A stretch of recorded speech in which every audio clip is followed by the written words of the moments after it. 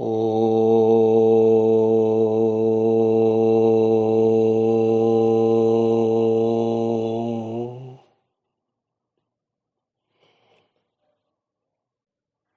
जय साहब जी की जय साहब जी की। श्री रामाश्रम सत्संग परिवार के सभी सत्संगी भाई बहनों को प्रणाम। राम राम। जय साहब जी की।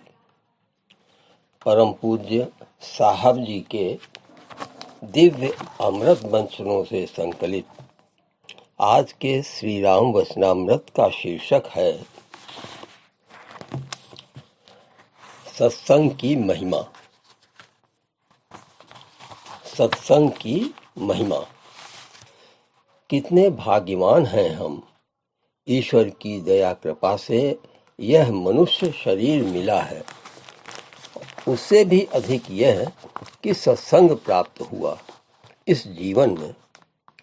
उस परम पिता का शुक्रिया किस प्रकार से अदा किया जाए, मगर इसका यह मतलब नहीं कि हम सत्संग में आते ही सुख दुख से परे हो गए। हमें तो ऐसा बनना है कि यहाँ आकर सुख दुख से परे हो जाएं। हमें उन बातों पर अमल करना है जो ईश्वरीय गुणों का भान कराएं। कहीं ऐसी बातें न करें कि जरा से दुख और कष्ट भी झेल न पाएं और भगवान को उल्टी सीधी बातें कहें। बहुत से लोग हैं कि जरा सा कष्ट आया नहीं कि आपा खो बैठते हैं और कहते हैं कि हमने क्या बिगाड़ा है भगवान का, जो ऐसे कष्ट हम पर आ रहे हैं।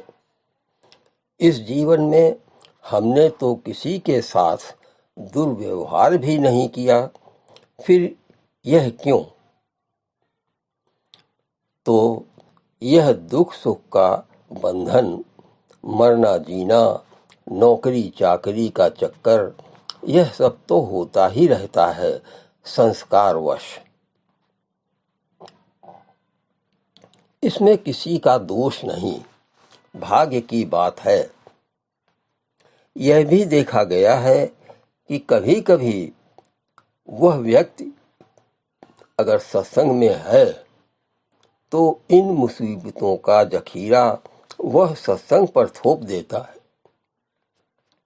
और कहता है कि अच्छी पूजा सीखी हमने, सारे कष्ट हमें ही आने थे। कुछ लोग ऐसे भी हैं कि जरा सी मुसीबत भी नहीं झेल पाते और मुंह मोड़ देते हैं। कैसी है नादानी उनकी। क्या उन्हें यह नहीं मालूम, लाभ हानि जीवन मरण यश अपयश विधियात। तो जो होना है वह तो होगा ही। जो विधि का विधान है उसे कोई नहीं बदल सकता। भोग सबको भोगने हैं, जिसने भी जन्म लिया है। हाँ, भोग भोगने का तरीका अलग अलग है। जो दुनिया के लोग हैं वह रो पीट कर भोग भोग रहे हैं, और जो समझदार हैं, पूजा पाठ करते हैं, वह उसी भोग को ईश्वर की ओर से आया समझकर आसानी से भोग लेते हैं। इतना ही नहीं, ईश्वर का शुक्रिया भी अदा करते हैं कि कितनी आसानी से कष्ट का निवारण करवा लिया। इस प्रकार विवेकशील व्यक्ति में सहनशीलता बढ़ती जाती है और बड़े से बड़े संस्कारों को वह बहुत ही सरलता से भोग लेता है। इस प्रकार उसका आगे कोई संस्कार नहीं बनने पाता और एक दिन वह जीवन मुक्त हो जाता है। इसके विपरीत संसारी व्यक्ति अपने संस्कारों की वृद्धि करता रहता है, शोर मचाता रहता है और वह भोगों की गठरी को बढ़ा लेता है। इस प्रकार आवागमन से निकलना मुश्किल हो जाता है।